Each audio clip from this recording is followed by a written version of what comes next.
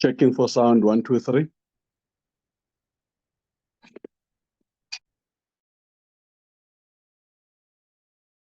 Copy, copy. Thank you.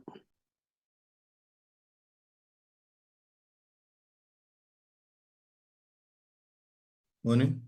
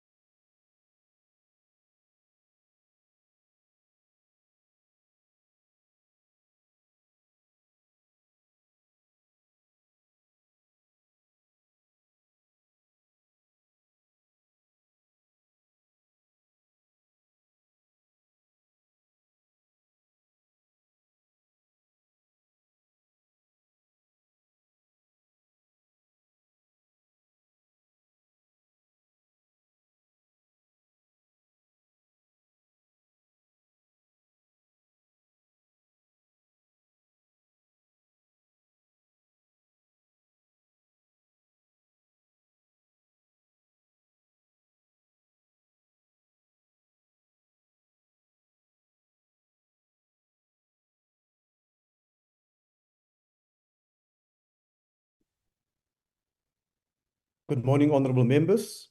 I would like to welcome all the members who have logged into the virtual mini-plenary session. Recording in progress. There will now be an opportunity for silent prayer or meditation.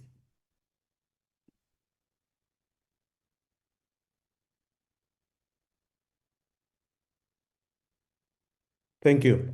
Honorable members, before we proceed, I would like to remind you that the virtual mini-plenary is deemed to be in the precincts of Parliament and constitutes a meeting of the National Assembly for debating purposes only. In addition to the rules of virtual sittings, the rules of the National Assembly, including the rules of debate, apply. Members enjoy the same powers and privileges that apply in a sitting of the National Assembly. Members should equally note that anything said in the virtual platform is deemed to have been said to the House and may be ruled upon. All members who have logged in shall be considered to be present and are requested to mute their microphones and to only unmute when they are recognized to speak. The microphones are very sensitive and will pick up noise which may disturb the attention of other members. When recognized to speak, please unmute your microphone and where connectivity permits, connect your video. Members may make use of the icons on the bar at the bottom of their screens, which has an option that allows a member to put up his or her hand to raise points of order. The Secretariat will assist me in this regard. When using the virtual system, members are urged to refrain or desist from unnecessary points of order or interjections. Lastly, I wish to remind you that we are in a meeting in a mini plenary session, and therefore any decisions will be taken in a full plenary session of the Assembly. The first order of the day is the consideration of the report of the Portfolio Committee on Home Affairs on the oversight visit to Lebombo Point of Entry, Mpumalanga Province on 10 December 2024. I now recognize the Honorable Chabane. Thank you very much, House Chairperson, and good morning. I want also to request for your permission to switch off the video because of the network. House Chairperson, our land ports of entry for many decades serve as a critical entry for the movement of goods and people to neighboring countries and beyond. The African Continent Free Trade Agreement has further elevated the strategic importance of these ports, underscoring the socio-economic values not only South Africa, but to the broader African continent.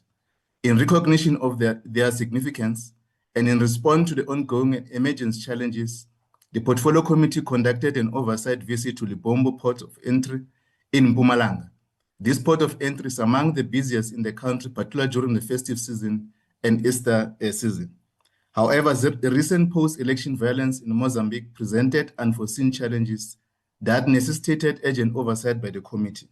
The temporary closure of the border for 2 weeks due to this disturbance posed both security and economic risk, not only for South Africa and Mozambique, but to the continent at large, given Limpopo's role as a key gateway to the rest of Africa. A central focus of the oversight was the performance of the BMA in line with its annual plans and the challenges already identified by this House since its establishment. Despite being underfunded, the BMA has demonstrated commendable cooperation with its Mozambican counterpart in managing border challenges. This House must applaud the BMA for its ongoing efforts, which have resulted in confiscation of illicit goods and other critical security interventions that protects our borders. That said, concerns remains, particularly regarding the poor state of fencing, which is a situation throughout our borderlines. It remains the function and responsibility of public works and infrastructure. Inadequate fencing, compromised national security, and enabling illegal entry into our country. As observed firsthand by the committee during the site visit, the fence that demarcate Resano Garcia on Mozambique side and Komati Port on South African side. Additionally, the shortage of border guards owing to the constraint and limited recruitment continue to hamper the full implementation of BMA's strategic objective. The committee welcomed the adoption of ICT innovation aimed at enhancing operational efficiency of the BMA.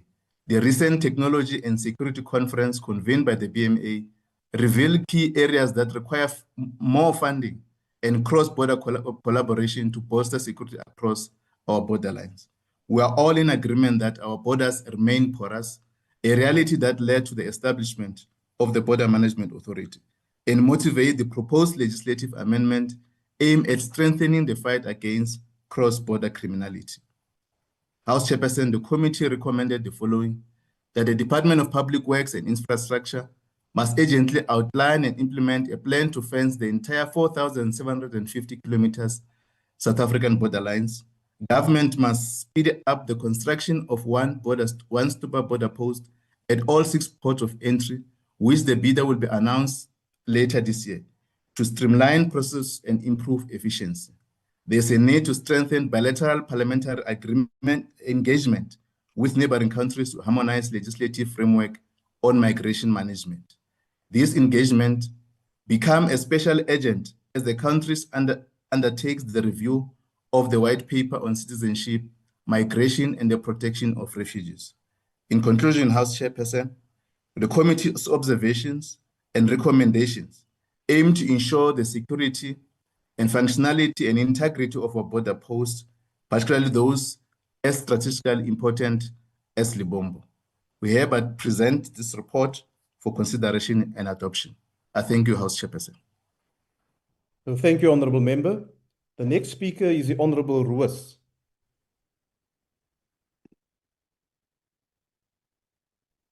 Thank you, House Chair. What a difference a year makes. Our oversight visit to the Lebombo port of entry in Mpumalanga on the 10th of December 2024 has provided a clear window into both the challenges and the progress being made under the leadership of Minister Leon Schreiber. Lebombo is one of the busiest and most strategic ports of entry in our country, handling up to 26,000 travellers and nearly 2,000 cargo vehicles per day during peak festive season travel. This year, our visit coincided with heightened difficulties arising from political unrest in Mozambique, which at times forced temporary closures at the port. Yet despite these pressures, the Minister and his department have put in place a comprehensive, intelligence-driven plan that is already showing results. The modernization of border management is underway, with the introduction of the One-Stop Border Post Bill by the Minister last September being a decisive step towards streamlining the movement of goods and people. Lebombo is expected to be the pilot site, as border delays and long queues of trucks have plagued communities surrounding Lebombo like Komatipoort for many years. This also signals the Minister's commitment to regional integration, boosting tourism, growing the economy, and creating jobs. The strengthening of the Border Management Authority is well underway. Even in its teething phase and under severe budget constraints, the BMA has rolled out a 5-pillar festive season strategy, combining intelligence gathering, visible policing, rapid response, investigations, and interagency communication. This integrated approach reflects strong ministerial leadership and foresight. More importantly, it wasn't the kind of talk without action that we've become used to. The results over the festive season were staggering, with a 215% increase in the successful prevention of illegal border crossings during the festive season. The effectiveness of border security is being strengthened with the deployment of new technology. In partnership with the Department of Rural Development, drones are now being deployed at 5 points of entry, including Lebombo, to monitor illegal crossings and smuggling routes. And this is a first in South Africa and represents the Minister's emphasis on modern technology-driven border security. We further note the improved collaboration with stakeholders. Under the Minister's guidance, the BMA is engaged with trucking associations, taxi operators, farmers, and local businesses to improve coordination and traffic flow. Agreements with Sunrail and Track on mast lighting and towing services further show a practical approach to solving congestion and safety issues along the N4 corridor. Perhaps most importantly, the Minister has reinforced a zero-tolerance stance on corruption. Anti-corruption units have been deployed, awareness campaigns launched, and immediate disciplinary measures put in place to ensure accountability amongst border officials. And this is critical in restoring public trust in our ports of entry. Over the Easter period, body cams were rolled out to BMA officials for the first time. These cameras are linked to a digital evidence management system, so that the footage gathered is admissible in court and can lead to successful convictions. This further contributed to a 63% increase in the successful prevention of illegal border crossings over the Easter period. House Chair, oversight also revealed that challenges remain, particularly in the integration of SAP's border policing into the BMA. The continued delay in transferring SAP's border functions has left critical gaps in staffing, technology, and essential operational capacity across the BMA. The last available figures released indicate that 4,354 police officers who are assigned to border protection were supposed to be transferred to the BMA by now. But it is equally clear that under Minister Schreiber's stewardship, the Department of Home Affairs is moving decisively from crisis management towards long-term stability and reform. House Chair, in conclusion, our visit to Lebombo showed not just the scale of the challenges at our borders, but also the impact of strong ministerial leadership in driving innovation, coordination, and accountability.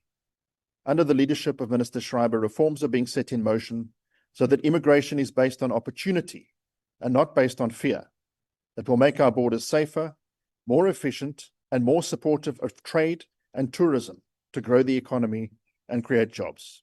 Thank you. Thank you, Honourable Member. The next speaker is the Honourable Mohammed. Thank you, Speaker. May I also request that I switch off my video, please? Please proceed. Thank you. I greet you all in the universal greeting of peace. Assalamu alaikum wa rahmatullahi wa barakatuh. Honourable Speaker, our visit to the Lebombo port of entry was not an oversight. It was nothing short of a horror show. We stood before trucks, queues that stretched over 7 kilometers, with drivers stranded for days without sanitation, without water, abandoned by this very government. This is not border management. That is state neglect. We saw what the GNU dares to call a border fence. Speaker, it is a fence so weak that even a 3-year-old could jump it. And through that fence flows smugglers, criminals, and undocumented migrants. While the GNU looks the other way, Border Management Authority is collapsing. It is underfunded, understaffed, and under-equipped.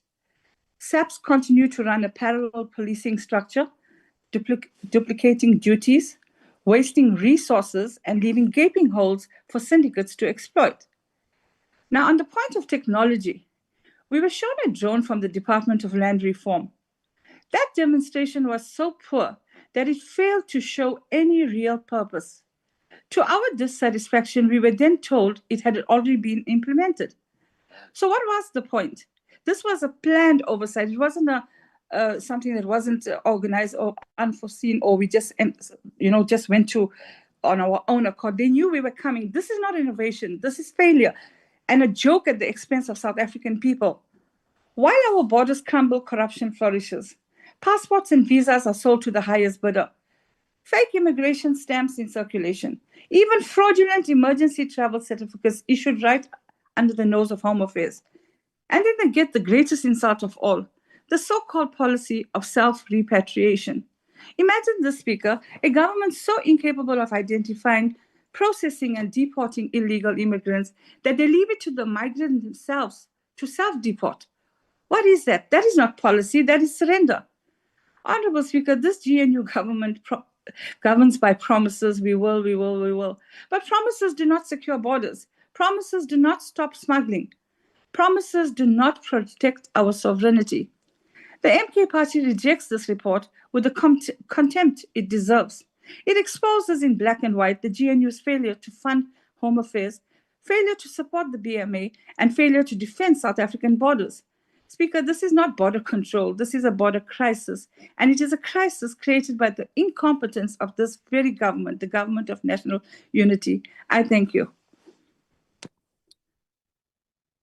Thank you, Honourable Member. The next speaker is the Honourable Mukhale.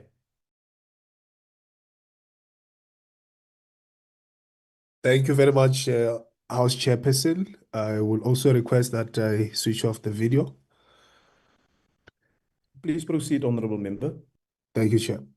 House Chairperson, the EFF is not shocked by the deplorable state and conditions of the Lebombo port of entry in Mpumalanga. The visit laid bare what the EFF has consistently warned the nation about, that South Africa's borders are nothing more than open gates. Fences are non-existent, corruption is rampant, and mismanagement is the order of the day. This reality threatens not only our sovereignty, but also the safety and security of our people. At Lebombo, border fences are collapsing, with gaping holes exploited daily by smugglers and criminal syndicates. Officials are engaged in corrupt practices. These are not isolated incidents. They are symptoms of a state that has abandoned its responsibility to protect its borders. The oversight visit further revealed that the Border Management Authority, the very body created to lead border protection, is hamstrung by chronic underfunding, outdated technology, and the duplication of functions with the South African Police Service. Instead of being a strong institution at the forefront of border protection, the Border Management Agency is forced to rely on borrowed drones and temporary stopgap measures while illegal migration and smuggling flourish. ICT systems collapse under pressure, forcing manual processes of travelers while congestion stretches for kilometers along the L4 corridors. On some days, the port processes up to 26,000 travelers, yet it operates with infrastructure and resources inadequate for half that number. The community of Nkomazi has been marching and submitting memoranda to highlight the dire situation along the border. The kidnappings, hijackings, robberies, and killings which are affecting the border communities. Yet nothing has been done. The ANC was able to find over 700 million to file the national talk show. Yet it cannot find money to adequately fund the Border Management Authority. At the same time, it openly collaborates with xenophobic organizations targeting African nationals. House Chairperson, this is a disgrace. The state of Lebombo is a reflection of a broader collapse in governance and a failure to secure our borders in a manner consistent with national dignity and security. Thank you, House Chair. Thank you, Honourable Member. Is the Honourable Mhlongo from the IFP on the platform? If you are on the platform, you may proceed. It seems as if the Honourable Member is not on the platform. I would then proceed to the Honourable Matopo from the Patriotic Alliance.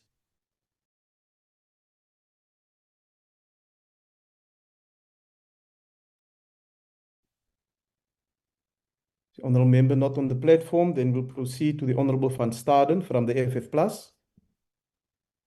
Thank you, Chairperson. My apologies for not using my video.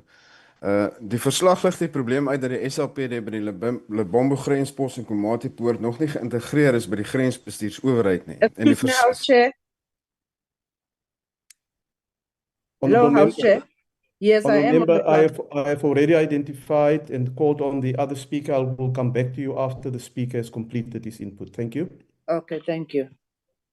Die verslag dui aan dat die SAPD nog parallel met die grensbestuursowerheid by alle grensposte hulle werksaamhede uitvoer en die verslag lig dit ook uit dat die SAPD slegs grenspolisieering toepas wat ook deur die GWO gedoen word. En die GWO was in gesprek met die bestuur van die SAPD om die integrasie van die SAPD met die GWO te laat plaasvind by alle grensposte in die land.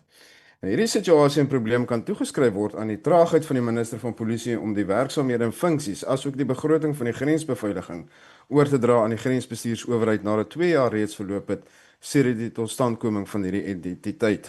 Hierdie probleem sal dringend opgelos moet word om effektiewe grensbeheer tot stand te bring. The FF+ notes the significant upward trend in the movement of persons between Mozambique and South Africa through this port of entry, and it's important to highlight that this port of entry has processed more travelers than the Beitbridge border.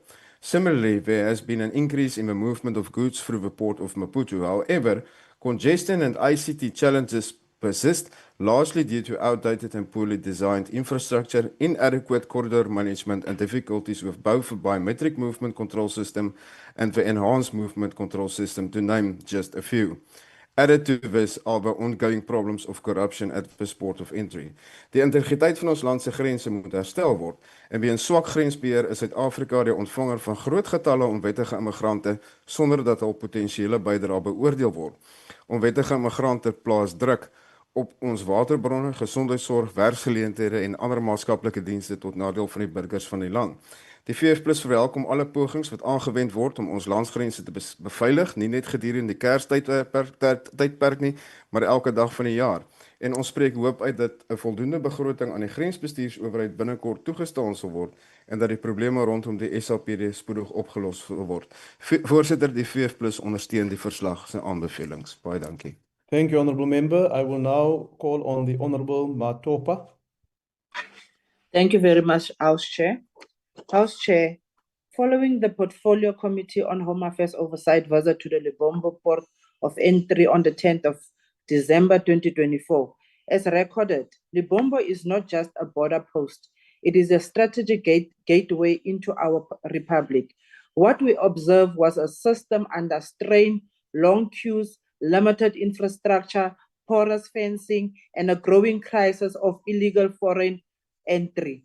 These are not isolated incidents. They are symptoms of a border management system that demands urgent and coordinated reform.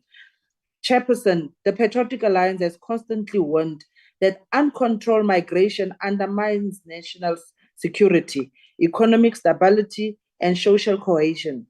At Lebombo, we saw firsthand how undocumented foreign nationals exploit gaps in infrastructure, staffing, and coordination.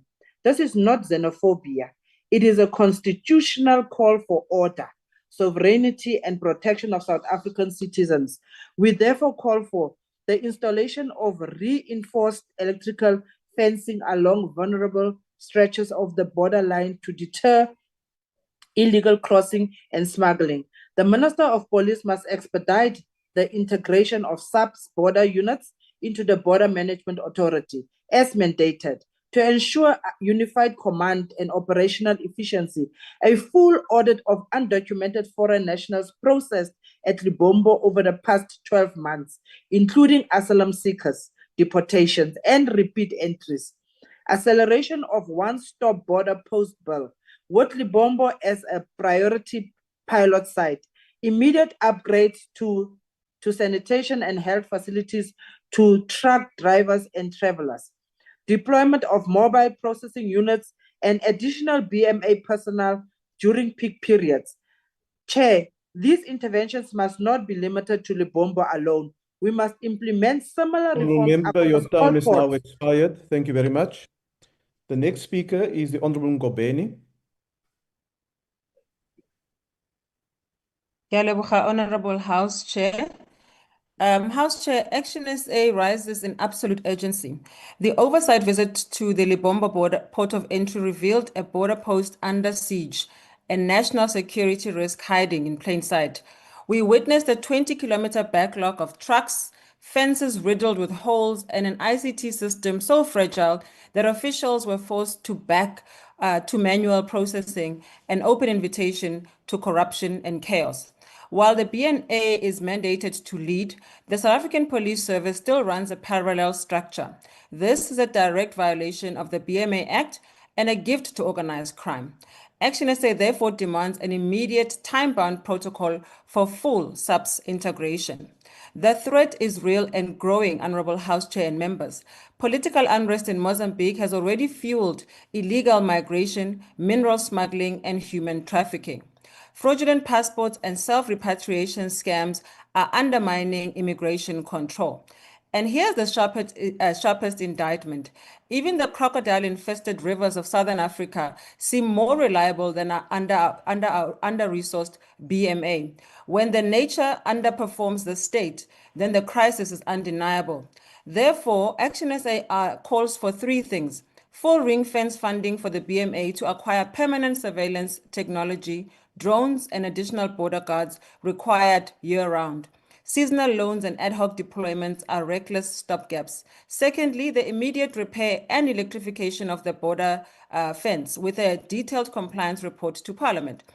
Thirdly, the standing mobile health and sanitation units along the N4 corridor to protect truck drivers and local communities when closures trap thousands without services. South Africans deserve a border that is defended with the same determination with which they build their lives. We must resource the BMA, secure Lebombo and other border posts around our country, and prove that this parliament will not surrender the nation's safety to chance. And therefore, Action SA supports the contents of this report as a true reflection of what we witnessed at Lebombo. Thank you, House Chair. Thank you, Honourable Member. The next speaker, as it appears on the speakers list, is the Honourable Jama.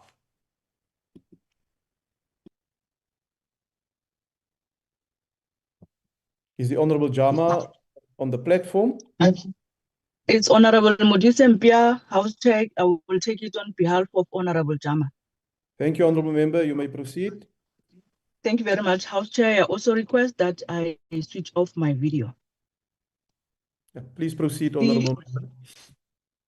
The oversight visit was undertaken as part of our constitutional mandate of oversight on the executive and state institutions, but also as a result of the concerns we had as a committee with regard to the situation on our ports of entry, especially during the festive season, as a lot of people and goods cross our ports of entry. The oversight visit to Lebombo ports of entry was also necessitated by the need by the committee to monitor the plans of the Border Management Authority on its plans for ensuring seamless processing of people and goods across our ports of entry. It is a common cause that our people are concerned about the issue of illegal migration and the illegal crossing of goods in our ports of entries. As a committee, we wanted to ensure that the plans of the BMA during the festive season and beyond addresses these concerns that are raised by our people. It is in our interest as a country to ensure that there is a seamless processing of people and goods at our borders to address the delays and illegal activities that may be taking place within our ports of entry. This will ensure that the movement of goods and people for tourism and trade takes place within the parameters of the law. The Border Management Authority shared with the committee the areas identified as risks, such as congestion during the festive season, the ICT challenges that are encountered, the issue of corruption that includes the use of fraudulent documents, such as passports, that are used illegally to enter or exit the country. In this regard, the Border Management Authority has taken a multifaceted approach to address these challenges and risks as identified.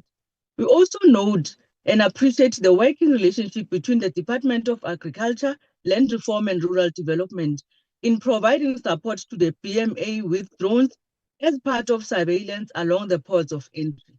This will serve as a force multiplier to the efforts of the border guards in safeguarding our ports of entry against any form of illegal crossing of our borders. Amongst the critical observations we made as a committee include the matter of the delay in the integration of the SAPS members into the BMA in all ports of entry. This is a matter provided for in the BMA Act and therefore it must be implemented. We are also concerned about corruption at our ports of entry, as corruption undermines our efforts as a country of ensuring secured borders and the management and control of our borders. Corruption undermines the state's capacity and ability to enforce our laws. We support this report of the Portfolio Committee on Home Affairs on its visit to Limpopo Port of Entry, and we re-emphasize the recommendations that the Department of Home Affairs should urgently engage with the Minister of Police to ensure the integration of the police into the BMA. The ANC supports the report. Thank you. Thank you, Honourable Member. Honourable Members, that concludes the debate. We shall now proceed to the second order, which is the consideration of the report of the Portfolio Committee on International Relations and Cooperation on conducting a parliamentary diplomacy and oversight visit to the People's Republic of China. I now recognize the chairperson of the committee, the Honourable Mpumalanga, to start the debate. The Honourable Mpumalanga. House Chairperson and the collective of the members of the House, on the invitation of Foreign Affairs Committee of the National People's Congress of the Republic of China, the Portfolio Committee visited Beijing and Shanghai from the 12th to the 19th of October 2024. The Portfolio Committee also conducted oversight on the 2 South African missions in Beijing and Shanghai. The parliamentary diplomacy visit was for the 2 parliamentary committees to strengthen bilateral ties and discuss issues of mutual interest in their oversight over the enhanced strategic cooperation in the new era between the Republic of South Africa and People's Republic of China. The political and the people-to-people relations date back to the 1950s, when the Communist Party of China and the African National Congress established relations. The former Secretary General of the ANC, Ntate Walter Sisulu, visited China at the invitation of the Communist Party. This laid the ground for the establishment of the party-to-party fraternal relations between the ANC and the Communist Party of China to fight the apartheid system. It was further bolstered in 1955 by the Bandung Conference of the 9 Aligned Movement. In September 2024, President Ramaphosa and President Xi Jinping announced that the strategic relationship between China and South Africa has entered a new phase. It was elevated to an all-round strategic cooperating partnership in a new era.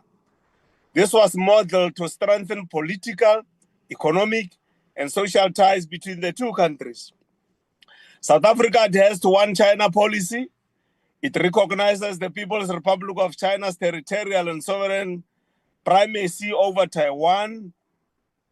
It severed ties with the Taiwan in December 1997 and established the South African Embassy in January 1998 in Beijing. The strategic thrust of the work of the mission in Beijing is on trade and investment. There is a dire need for trade attachés to drive economic diplomacy. Economic diplomacy is thriving between China and South Africa and remains the largest trading since 2009. Bilateral trade grew from $1 billion in 1998 to $56 billion in just 25 years.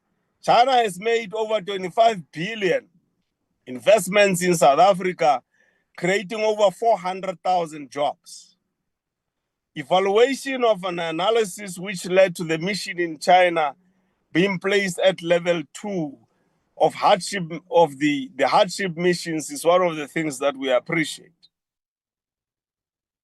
The budget and staff complement for the mission in China, it's recommended that it must be commensurate with the elevated comprehensive strategic partnership with China. We are also recommending that we complete the ICT modernization projects missions in Beijing and Shanghai, and suggest that the mission target the previously marginalized people's businesses in this cooperation between China and South Africa. That we must acquire property for accommodation for the Chancery and the official residents in Beijing and Shanghai to cut the rental costs. Lastly, we are recommending that there must be coordination of the implementation between the 2 countries, and we recommend that the report be adopted, Chair. Thank you very much. No, thank you very much, Honourable Member. The next speaker is the Honourable Smith.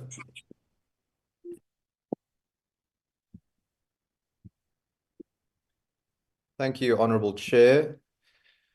Honourable Chairperson, allow me to state from the outset that the Democratic Alliance did not join the Portfolio Committee on International Relations and Cooperation on its oversight visit to the People's Republic of China. We did so because Parliament had yet to secure flights right up until the day before the date of departure, incurring an exponential cost on the parliamentary budget. In light of the current state of South Africa's national fiscus, and due to poor planning on Parliament's part, we could not justify incurring this unnecessarily bloated cost on the South African taxpayer. We call on the committee secretariat and Parliament's officials to ensure better planning in future, to ensure the prudent spending of taxpayer funds in a tight fiscal space that leaves the budget for many crucial baseline services wanting. Honourable Chairperson, allow me to state unequivocally that the Democratic Alliance recognises the One China policy, and we regard China as a key trading partner in South Africa's economic future. However, we cannot support the Portfolio Committee's reports on the diplomacy and oversight visits to the People's Republic of China because the report blurs the line between party and state, violates the separation of powers, smacks of an attempt to curtail civil liberties as enshrined in the Constitution, and problematically oversteps the mandate of this committee in several ways. It is highly inappropriate for the report to reference, at such length and in such detail, the African National Congress and its party political affiliation with the Chinese Communist Party in a document that should outline an impartial account of the committee's oversight trip as an extension of the legislature. The DIRCO Portfolio Committee is not the ANC's international hobby horse. The report also violates several core tenets of the South African Bill of Rights, including freedom of association, freedom of movement, and freedom of conscience, by stating that this Parliament, the premier institution of our liberal democracy, has condemned South Africans who visit Taiwan. We are entering very dangerous territory when parliamentary processes and committees are abused to serve the agenda of a single political party, particularly a party that only received 39.76% of the vote, which now feels it can openly curtail the freedoms of all citizens as enshrined in the Constitution. Honourable Chairperson, freedom of movement and freedom of conscience are fundamental constitutional rights. I would like Parliament to explain to the people of this country why this report feels it can dictate to citizens where they can and cannot travel, and with whom they can and cannot associate. This demonstration of a dangerous authoritarian streak is a chilling reminder of a time when our own government told people where they could travel to, where they could live, and what they could think. It is deeply disturbing to read that this committee has told a foreign government that it condemns the exercise of the constitutionally enshrined rights of its citizens, a function which is not even remotely within its purview. Honourable Chairperson, this committee has no legal right in terms of the separation of powers to broker trade and cooperation on the part of the executive in any sphere of government. Yet this report repeatedly cites and singles out the Moretele local municipality in the northwest and makes several commitments to uphold poverty alleviation programs and school projects, among others, the mandate for which sits squarely within the executive branch. The report also appears to overstep the mandate of this committee by seemingly engaging in bilateral trade talks and negotiations, including committing to making recommendations on matters properly falling within the duties of the Minister of Trade, Industry and Competition, who does not account to this portfolio committee. The committee has grossly overstepped its mandate in this regard by making sweeping statements and recommendations that are the sole purview of the executive and the relevant ministry and portfolio committee. Parts of this report read as if the committee wants to co-govern with the Minister of Trade, Industry and Competition instead of holding the DIRCO ministry and department to account. What this committee needs is to take its oversight role more seriously and not resemble the worst elements of the RET, which believes that Parliament is a mere lapdog for the executive. We are not elected to this committee to do the government's job, nor are we here to blindly endorse the views of a single political party and foster its international alliances. This committee is not an extension of the executive, nor should it be a lapdog to the ANC. We reject this report, as passing it would make Parliament constitutionally delinquent. Thank you. Thank you, Honourable Member. The next speaker is the Honourable Douglas. Thank you, Honourable Speaker. I greet you all in the name of my Lord and Saviour, Jesus Christ, and in the language of my people, the Khoisan San, the First Nation Aboriginal people of South Africa, Kaites.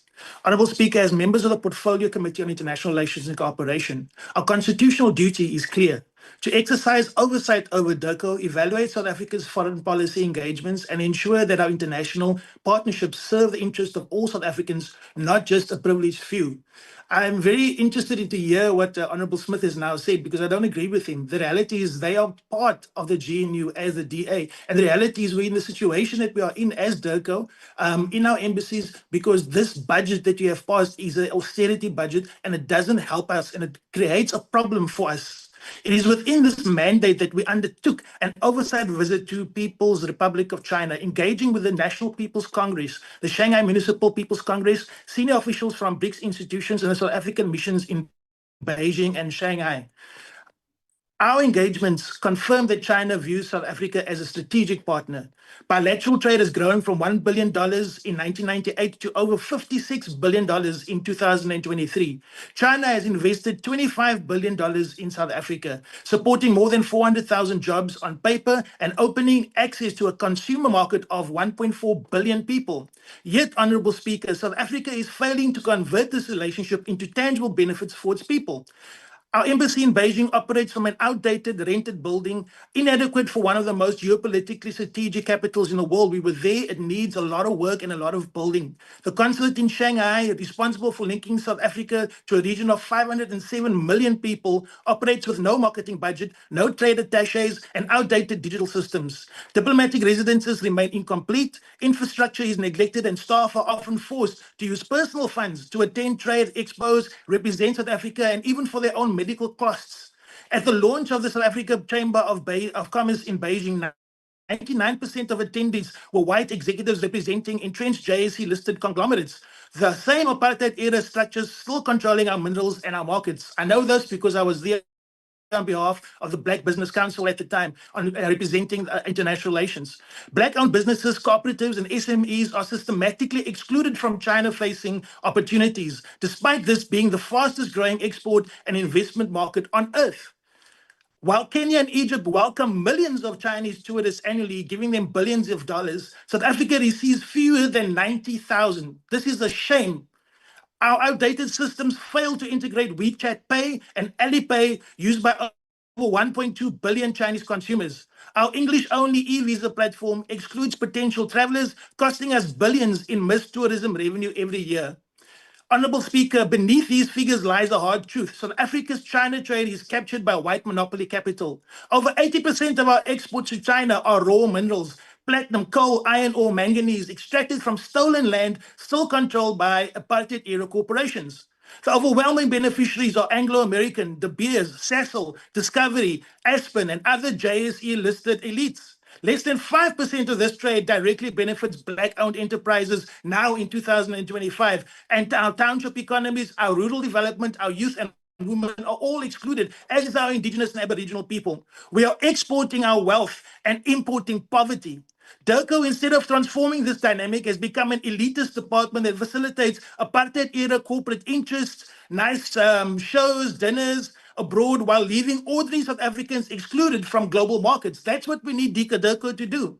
Globally, Honorable Speaker, the center of gravity is shifting. China, through BRICS and the Shanghai Cooperation, is reshaping a multipolar world order rooted in sovereignty, infrastructure, and South-South solidarity. Yet under the ANC-led GNU, South Africa clings to the G20, a forum dominated by Western powers where the IMF and World Bank dictate austerity measures that hollow out both DIRCO budgets, block beneficiation and industrialization, and keep us trapped in dependency while white monopoly capital profits from exporting unprocessed minerals. Meanwhile, the BRICS New Development Bank under President Dilma Rousseff, who we met in Beijing, offers financing without conditionalities, empowering countries to invest in jobs, your time is beneficial now industrialization. expired. Thank you very much. Thank you. Thank you, Honourable Member. The next speaker is the Honourable Mhlongo. Thank you, House Chairperson. Greetings to the Commander-in-Chief and President of the EFF and volunteers and members of the EFF. Let's take this opportunity, Chair. Let's begin by expressing our appreciation to the Foreign Affairs Committee of the National People's Congress of the People's Republic of China for the invitation extended to the Portfolio Committee. This invitation reflects the continued relationship between South Africa and China, and a relationship that dates back to the dark days of apartheid, when the People's Republic of China offered unwavering support to our struggle. The visit underscored the importance of South Africa fully recognizing the One China policy. To this day, however, we do not have a concrete date for its full implementation. On the 13th of May, in a written reply to our question regarding the relocation of Taiwan liaison office from the city of Tshwane, the minister indicated that engagements with Taiwan are ongoing, but no practical steps have been taken despite Taiwan's continued refusal to relocate. It is deeply disappointing that South Africa does not have a trade attaché in China to leverage the extensive bilateral economic relationship we have with the country. We have also observed that staff members at our embassy face serious challenges with their medical aid, which is GEMS, which does not cover the full cost of operations and surgeries in China. This might require urgent attention from us. The consulate in Shanghai needs immediate intervention to manage the high volumes of visa applications. At present, visa processing can take up to 8 months. The Department of Home Affairs e-visa system is not user-friendly, as it is available only in English. As a result, many will be tourists and business visitors choose instead to travel to Kenya. This has a negative effect on our tourism industry, which relies heavily on international visitors. The risk classification of our missions to level 2 has had a negative effect on employees who are unable to keep up with the cost of living in China.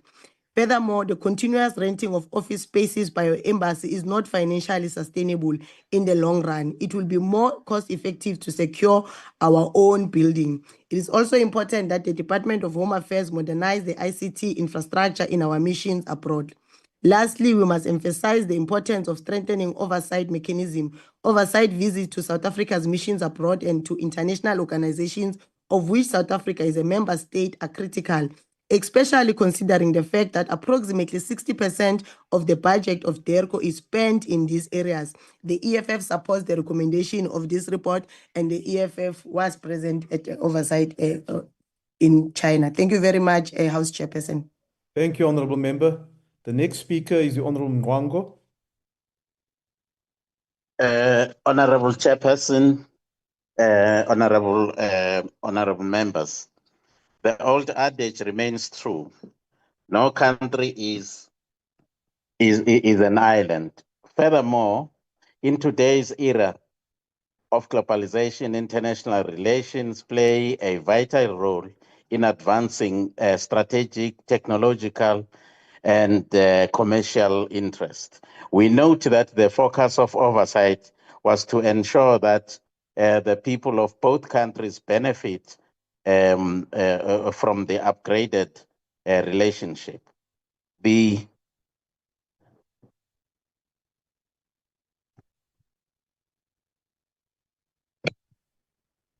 Honorable Mwango, just check your audio on your computer, please. We cannot hear you. I'm sorry, Mr. Chairman. I actually had a connectivity problem here. Okay, please proceed. We note that the focus of oversight actually was to ensure that the people of both countries actually benefit from the upgraded relationship. We also cannot forget the importance of this meeting, considering that China is South Africa's largest trading partner, accounting for a significant portion of the country's trade.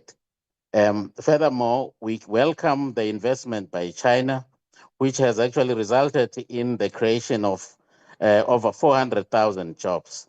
Given South Africa's high unemployment rate, investments from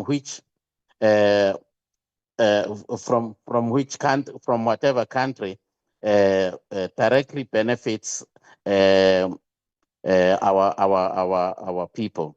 China's development path and high quality modernization that has been China's that has seen China lift 800,000 poverty-stricken people. In South Africa, moreover, given South Africa's spatial planning, we welcome We welcome that China has programs that target rural areas, such as the Rural Revitalization Program. In consideration of these issues, we have raised at the IFP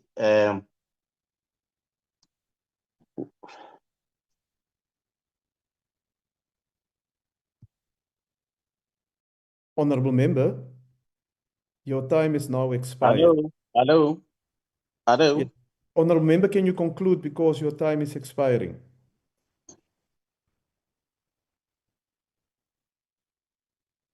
The IFP accepts the report. Thank you, I'm sorry, Honorable Chairman, the connectivity is terrible where I am. No, I understand. Thank you, Honorable Member, for making an effort to connect. Thank you very much. The next speaker is the Honorable Basson.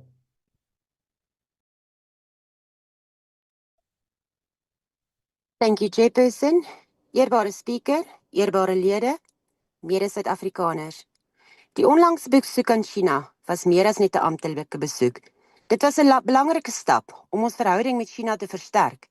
'n Verhouding wat tot groei en volwaardig vennootskap kan lei. Maar dit moet agtergeblewene Suid-Afrikaners en die armste van die arm in ons land ook insluit.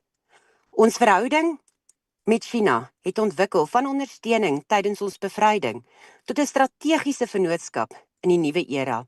Dit beteken werklike geleenthede, nie net vir groei vir maatskappye nie, maar vir gewone mense. China se ekonomiese benadering wys 3 hoofrigtings: handel en belegging. China is ons grootste handelvennoot tussen ons. Van 1,75 miljard in 1998 tot amper meer as 1 triljoen verlede jaar.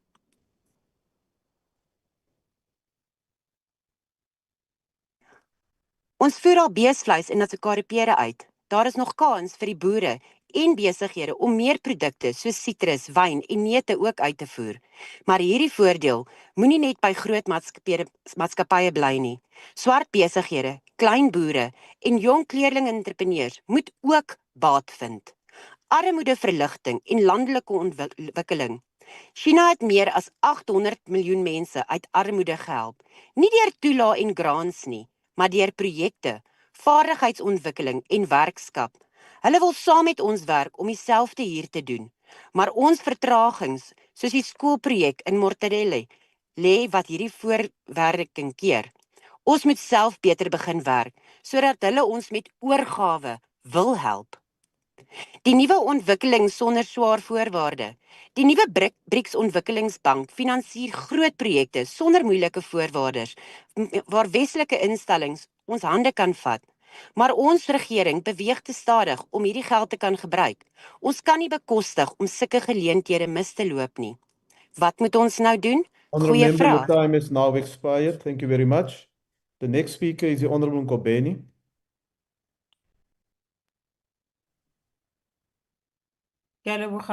House Chair. House Chair, this report on the oversight visit to China reminds us that foreign policy cannot be reduced to ceremonial summits and photo opportunities. It must serve the people of South Africa, create jobs, open markets, and empower our entrepreneurs. China being our largest trade partner, but the benefits of this relationship are skewed. We export raw commodities while importing manufactured goods, deepening our trade deficit and undermining local industry. South African small businesses and Black-owned enterprises remain excluded from this trade, while large corporates capture the value. A strategic partnership that does not transform our economy is no partnership at all. We also saw missions in Beijing and Shanghai that are underfunded, understaffed, and technologically outdated. These missions cannot drive economic diplomacy or protect South Africans abroad when they are crippled by budget cuts and weak systems. Foreign policy begins with effective institutions and not just rhetoric. The schizophrenia of the ANC-led GNU government, which includes the Democratic Alliance, has turned foreign policy into friends first and South Africans last. They celebrate political solidarity with authoritarian states, while ordinary South Africans see no benefit Our visa regime chases away investors and tourists, while our missions lack resources and our entrepreneurs are shut out of every opportunity the government boasts about. The report makes sound recommendations to modernize our missions, reform the visa regime, and deliberately include smallholder farmers and emerging businesses in trade with China. But recommendations mean nothing without political will. House Chairperson, Action SA insists that foreign policy must be people-centered, accountable, and anchored in values, and not elite deals that leave our people behind. Lastly, House Chairperson, it must be noted with disdain that the mistreatment of Taiwan by this GNU government, and I reiterate that includes the Democratic Alliance, Honourable Member, is your time appalling is now and expired. counterproductive Thank and you. unjust, that it must be treated by all South Africans with the contempt that it Member, deserves. your time Thank is you, House expired. Chairperson. The Honourable Mwela.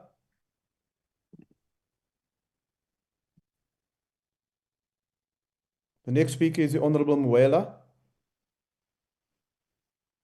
Is the member on the platform?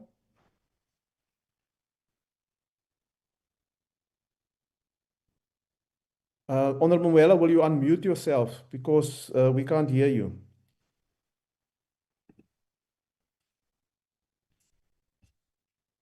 Is there another member from the ANC who want to take the slot of the Honourable Mwela? It seems as if the Honourable Member cannot connect. There seems to be no response. Honourable members? Yes, there's no indication. Honourable members, that concludes the debate. We shall now proceed to the last order, which is the consideration of the report of the Portfolio Committee on Electricity and Energy on the oversight visit to Gauteng, to the Northwest and the Mpumalanga provinces during 24 to 28 March 2025. I now recognize the first speaker on the speakers list so that the debate can commence. The ANC.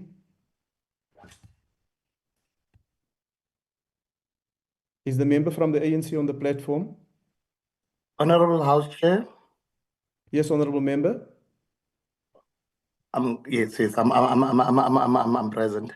Honorable House Chairperson, honorable members, the Portfolio Committee on Electricity and Energy is tabling to the National Assembly for consideration and adoption of the report of the Portfolio Committee on Electricity and Energy on an oversight visit to Gauteng, Northwest, and Mpumalanga provinces. Honorable House Chairperson, oversight visits are critical for Portfolio Committee to understand firsthand what is occurring on the ground as to ensure accountability as we are able to directly access the work of government departments and assess the functioning of its entities. The electricity sector is critical to the functioning and growth of the economy and job creation. For a number of years, the country has been experiencing load shedding, which has negatively impacted on economic growth and job creation. This made the oversight visit of the committee more critical as we undertook oversight visit to some Eskom power stations, which are Komati and Gusile power stations. In addition to visiting the power plants, the committee held a number of critical meetings to deal with pressing issues that impact on the efficient functioning of the electricity sector. These included meetings on municipal debt owed to Eskom, on the Renewable Energy Master Plan, and meeting with Sanedi. Our oversight to Komati taught us that the lesson of how not to decommission a coal power plant. At the time of its decommissioning, the power station was producing 900 megawatts of electricity, and this was to be replaced with 350 megawatts of renewable energy, which causes shortage of generation capacity. 900 megawatts should have been replaced with 900 megawatts. More importantly, organized labor in a form of NUM and NUMSA indicated that there was no consultation, but rather an imposition of the decision to decommission the plant. And this leaves community without jobs and in so much hardship, which does not constitute a just energy transition.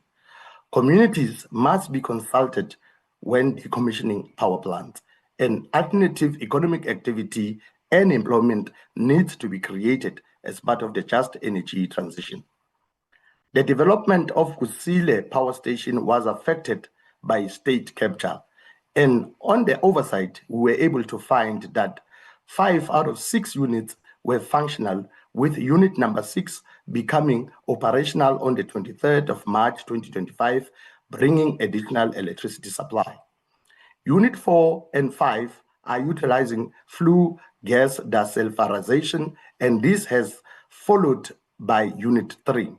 This means that carbon emissions can be reduced to environmental regulatory limits. The energy availability factor is at 74%, which is higher than the ESCOM average of 60 to 64%.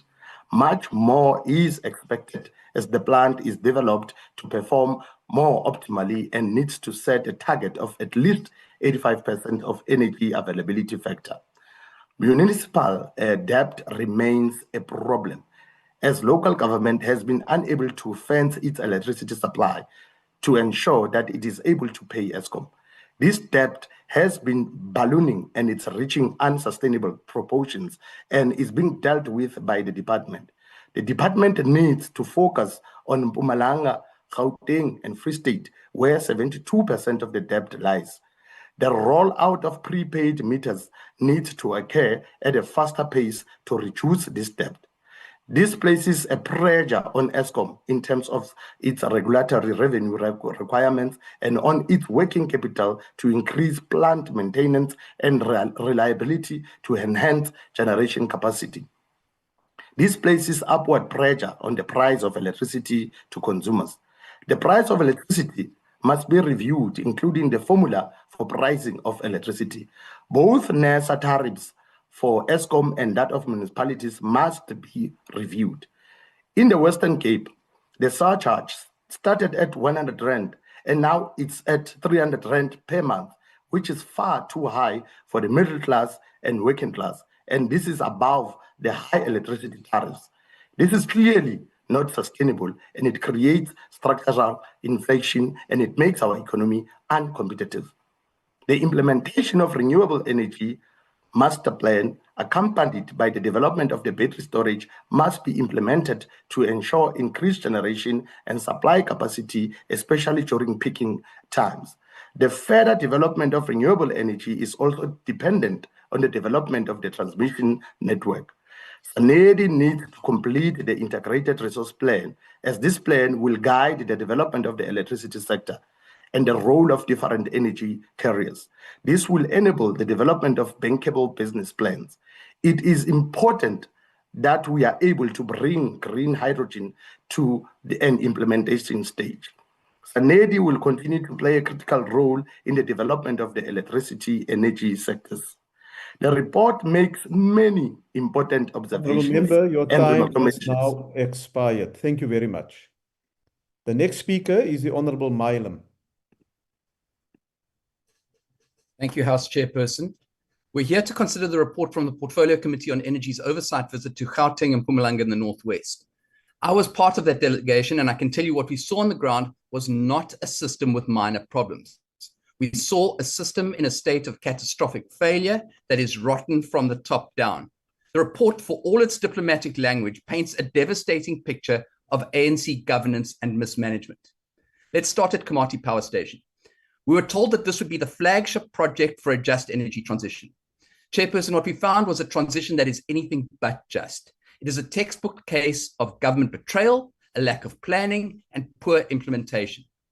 The report confirms what the community and labor unions told us directly. There was no meaningful consultation. Decisions were made in boardrooms in Megawatt Park and then imposed on the people whose lives would be destroyed. ESCOM claims no jobs were lost, but that's a cynical lie. They simply shifted jobs to contractors and then terminated the contracts, leaving hundreds of local workers and their families destitute overnight. The community was abandoned, the local economy has collapsed, and the promises of new green jobs remains a distant fantasy. The just energy transition, on its very first test, has failed. We need to take Komati's closure as an example of how not to do a just energy transition. From the graveyard of Komati, we went to the monument of ANC waste at Kusile. Here stands a power station that was meant to cost 80 billion rand, but will now cost the taxpayer more than 161 billion. That's billion with a B. It is a monument to corruption and incompetence. And yes, it is a technical marvel. It is operating well, but it's cost us more than double, and it's taken us far longer than it should have. And just down the road, we saw another monument, the Wilge housing development, an 800 million rand ghost town of apartments built for workers, now abandoned and being sold off for what will surely be a massive loss.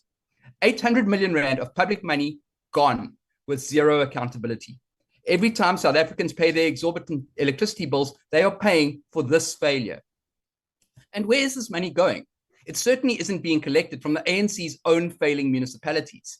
The report confirms that municipal debt to Eskom has now skyrocketed to over 100 billion rand. This isn't a national problem, it's an ANC problem. The debt is overwhelmingly concentrated in provinces and municipalities run into the ground by the cadres, comrades, and cronies of a party mired in corruption. National Treasury's debt relief plan is a joke. The report states that most municipalities have already failed to meet the conditions. It is a system where responsible paying citizens and municipalities are forced to subsidize the corruption and incompetence of others. It is unsustainable and it is immoral. House Chairperson, this oversight visit confirmed everything the DA has been warning about for years. The ANC is incapable of fixing our energy crisis because they are the cause of it.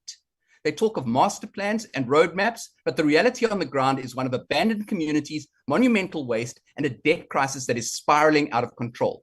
The time for talk is over.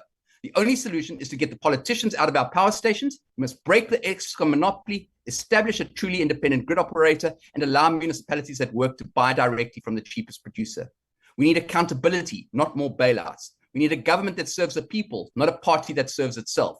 This report is a damning indictment, and it proves once and for all that to keep the lights on in South Africa, we must first change the government. The DA supports the report. Thank you. Thank you, Honourable Member. The next speaker is the Honourable Molefe. Thank you so much, Honourable Chair. It's Honourable Nchabeleng. Honourable Speaker, the Department of Electricity and Energy has failed to uphold its constitutional and developmental mandate, leaving South Africa's most vulnerable communities exposed to poverty, unemployment, and deepening social inequality. Even the blind can see that South Africa is nothing but a failed state, that even its own SOEs are nothing but a broadcast of incompetency.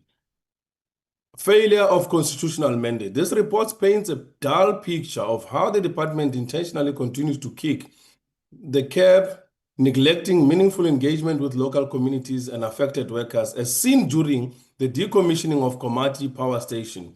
Instead of safeguarding jobs and livelihoods, this process was marked by poor planning and an absence of transparency, resulting in widespread hardship for families and local communities. On poverty, unemployment, and social inequality, the decommissioning of the power stations like Komati has not only destroyed existing jobs, but has also failed to replace them with real alternatives. Local businesses have collapsed, overburdened schools and healthcare services are failing, and the entire communities are now dependent on the indigent register. These are not simply numbers. They represent households trapped in poverty because this department did not plan for a just labor transition, turning a blind eye to those who relied on these livelihoods. On inadequate and annual performance planning, Speaker, the annual performance plans are supposed to chart a course for social upliftment and inclusive development. Yet what we see are superficial targets disregarding the practical needs for reskilling, economic diversification, and support for left behind by the energy transition.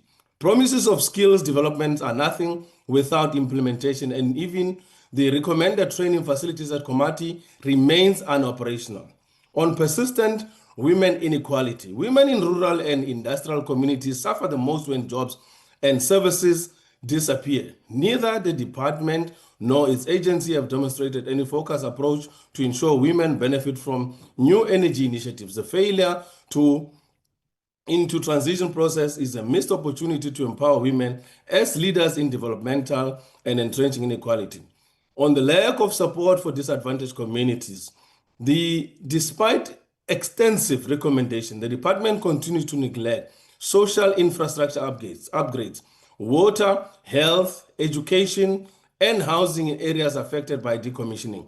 And energy reforms, disadvantaged communities are left to struggle as a lifeline provided by local power station disappears. Yet, no tangible programs have replaced the support. The report proposes for special economic zones and target investment remains unfulfilled, and while municipalities' debt and poor governments threaten sustainability of basic services. In closing, Honorable Speaker, this department has failed South Africans. As MKP, we declare our rejection of this report. We can never be on the side of a government that cares about self-enrichment of the elitist few at the expenses of the people. The NERSA era and exploitative consumer charges. It is evident that SOEs are no longer utilized as a vehicle for achieving growth and poverty reduction, but rather used as a machinery to further impoverishment. What is more evident that ESCOM continues to exploit its consumers, the recent NERSA era has resulted in an ordinary South Africans being overcharged for electricity with little remedy to our people. In closing, MK denies and completely rejects this report. We cannot be on the side of a government that cares about self-enrichment of elitist few at the expense of our people. Thank you, Chair. Thank you, Honourable Member. The next speaker is the Honourable Paulson. Thank you, House Chairperson. Greetings to the Commander-in-Chief, officials of the EFF, commissars and fighters. House Chairperson, the Minister of Electricity and Energy has conceded that electricity has become unaffordable for many South Africans and the current pricing system is unsustainable. He further acknowledged that the problem of energy poverty, and we will hold him accountable for his promised review of the electricity pricing policy to lower costs and ease the burden on households. Yet the GNU has not presented a dependable plan that guarantees affordable and reliable electricity for all citizens. Electricity is a critical driver of economic growth, a means of improving public health and education, and a fundamental service for municipalities and households. This oversight visit to energy facilities gave us an opportunity to critically assess the just energy transition and its implications for energy security and the livelihoods of affected communities. At Komati in Mpumalanga, the closure of the coal power plant in 2022, hailed as the first major step in the just energy transition, was nothing short of a disaster for the local community. Hundreds of jobs were lost overnight, local businesses collapsed, and the promised renewable energy projects such as a solar farm and a battery storage facility remain painfully slow. Despite the ESCOM CEO Dan Marokani's assurances, Mpumalanga has seen no large-scale renewable projects materialize under the IPP program, despite having significant available grid capacity. Logistical barriers to transporting components and acute skills shortages further stall the progress. Our visit to Kusile exposed the continuing crisis of South Africa's newest coal power plant. From the beginning, Kusile has been plagued by construction delays and technical failures. As of March 2025, only 4 of the 6 units are operational, with the rest delayed until 2026. A faulty flue gas desulfurization unit took Unit 1 offline for months in 2024 at enormous cost, while the contractor strike in January 2025 stalled Unit 5. Although there has been slight improvements in the energy availability factor, grid stability remains fragile, and ESCOM's reliance on Kusile makes sustained reduction in load shedding uncertain. At Nexa and Palindaba, we reviewed ongoing nuclear projects, including the multi-purpose reactor coinciding with the 60th anniversary of Safari 1. However, past failures such as the 10 billion rand pebble bed modular reactor raise serious doubts. Nuclear energy is extremely costly, and the committee will in future rigorously scrutinize timelines, budgets, and feasibility. Finally, municipal debt to ESCOM continues to escalate, reaching over 100 billion rand in January 2025. This cripples Eskom's finances, threatens investment in infrastructure, and has already resulted in threatened power cuts as seen in Johannesburg in November 2024. Honourable Urgent Member, related Honourable action is Paulson, needed your time is now in expired. municipalities. The EFF rejects this report. Thank you very much, Chairperson. Thank you, Honourable Paulson. The next speaker is the Honourable Mhlongo from the IFP. Honourable Chairperson, it is a known fact that the oversight visits are a crucial tool for the committee to fulfill the constitutional obligation. Given the complexities of energy and electricity in the country, oversight visits to engage with the stakeholders cannot be understated. The IFP welcomes Eskom's post-COVID-19 stakeholder engagement during the socio-economic impact study on the shutdown and repurposing of the Komati power station. It is vital that communities affected by government decision are given a voice to ensure no one is left behind.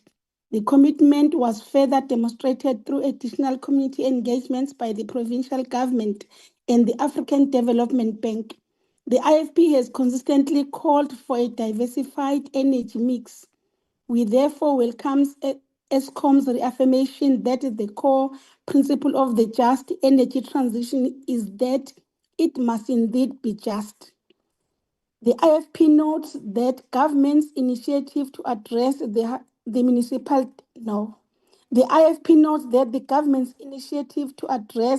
municipal debt crisis have yet to yield the desired results.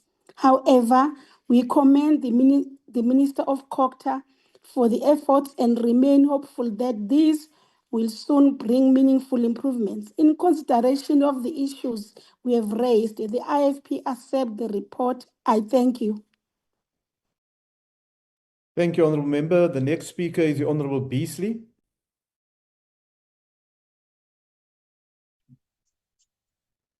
Speaker, South Africa is facing a devastating job bloodbath, particularly in the manufacturing sector. Every day we read about more factories closing. From my engagement with business leaders across the country, it is abundantly clear that our manufacturing sector is under enormous strain. There are many factors behind this crisis, but the primary driver is the unaffordability of electricity. Since 2014, electricity tariffs have increased by more than 200%, far outpacing inflation over the same period. These repeated above inflation hikes have made electricity unaffordable, crippling local manufacturers and rendering South Africa increasingly uncompetitive on the global stage. What makes this crisis all this more tragic is that it is a self-inflicted wound, an own goal caused by years of corruption and mismanagement at Eskom. The report before us details many such instances. To highlight just two: first, the catastrophic cost overruns at the Kusile power station, initially projected at 80 billion, but now estimated at around 161 billion. Secondly, the Wilge residential apartments, which stand empty despite costing nearly 800 million. Speaker, the results of this corruption and incompetence is not abstract. It is thousands of ordinary South Africans losing their jobs through no fault of their own. Even worse, future generations will continue to shoulder the burden of Eskom and GNU failures, paying for decades of corruption and mismanagement long after today's leaders have left office. I thank you.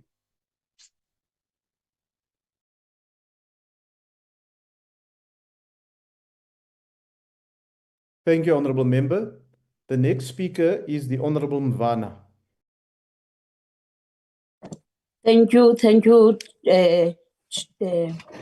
Chief Whip and also House Chair. Out of the visit that we did in Mpumalanga and also on March, a critical lesson from decommissioning of Komati Power Station is the necessity of early and continuous communication with all stakeholders, including employees, labourers, and municipalities. Delay communication leads to uncertainty and mistrust and scamming. The need to transparent and timely information sharing is needed. Members raised concern regarding the alarming cost overruns associated with the construction of the Kusile power plant. Initially, they projected to 80 billion, cost have escalated to an 161 billion. This was a serious concern for the committee in the context of financial management and impact of Eskom's balance sheet. The committee commended Kusile use of low emission technologies which aim to minimize the carbon footprint while maintaining efficiency. Ongoing investment, research and development was encouraged for further enhanced clean coal practices. The committee acknowledged that municipal debt is a systematic issue requiring a whole of government approach. Proposed solution included the installation of prepaid electricity system, legislative reforms, and a smart metering program to improve revenue collection is also critical. Then the committee also recommend that benchmarking against international best practices and learn from global experiences with coal plant decommissioning and to strengthen process in South Africa. We also observe that future decommissioning efforts must prioritize the development of robust transition plans well in advance of the shutdown, with input from all relevant stakeholders, especially directly affected local communities. We also recommend that Eskom must investigate and address the root causes of cost overruns at Kusile Power Station, including contractors' performance and procurement processes.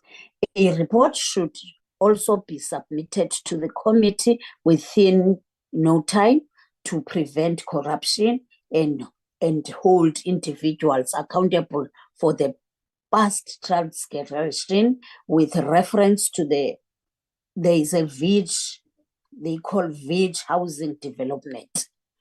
Transparency in reporting ongoing investigation and actions taken against implicated parties is essential. We also recommend that any future focusing development should incorporate community input and address local housing needs effectively rather than it needs to be the standalone issue.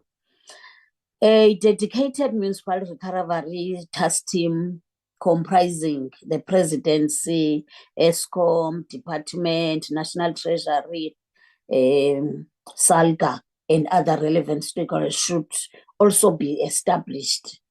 The department must report to the committee on the establishment within no time of the tabling of this report.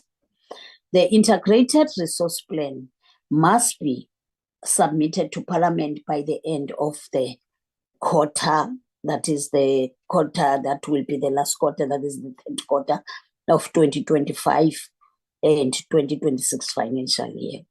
The department and also SANEDI must ensure that skills development support the transformation to the energy efficiency and the use of hydrogen fuel, with particular focus on transition to energy efficiency and the use of hydrogen fuel with particular focus on youth and women.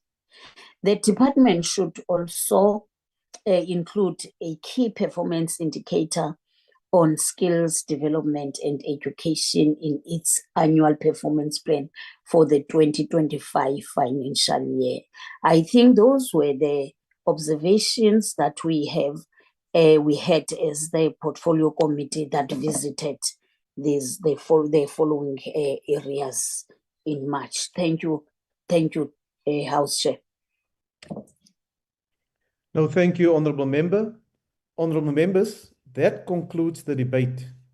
and the business of this virtual mini plenary session. The mini plenary will now rise. Thank you. Thank you, House Chair. Thank you, Mr. Chair.